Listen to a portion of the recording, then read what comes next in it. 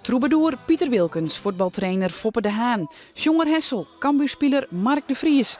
En zo zijn er nog tal van bekende Friezen die de actie van Jonger Jacobus Seuninga stiepje.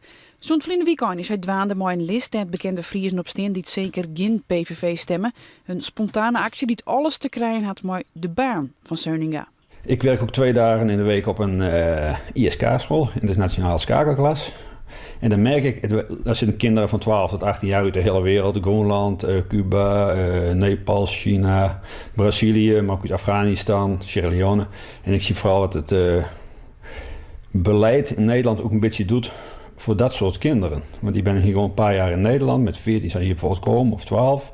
En als straks 18 ben, dan moeten ze weer weg. De pikmietsjonger kan hem net vinden in de standpunten van de PVV als het gaat om de multiculturele minskip.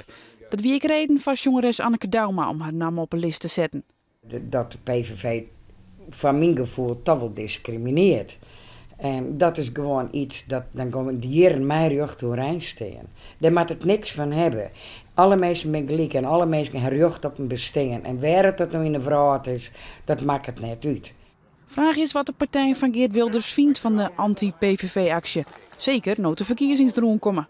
Ja, we leven in een vrij land en iedereen mij vinden wat er daarvan vinden wil. En als zulke mensen zijn lijst samenstellen willen, ja, dan moet die mensen dat zelf weten. Ben je nog benauwd dat dat invloed heeft binnen de mensen die erop staan? Ja, ik weet het net, maar de kiezer is natuurlijk net dom. De kiezer ik denk wel dat de kiezer zelf achter de computer kroept om zijn programma's serieus te beschijnen. En mij bellen, mij vragen. En ik geloof wel dat de kiezer daar wel terheen prikken kan. Ik ben er net zo bang voor. Nou, ik hoop dat mensen echt gaan nadenken. En wat mij betreft, of ze nou FNP, GroenLinks, VVD, PvdA stemmen, maakt me niks uit. Maar denk even goed na en wees verstandig en stem. Geen PVV.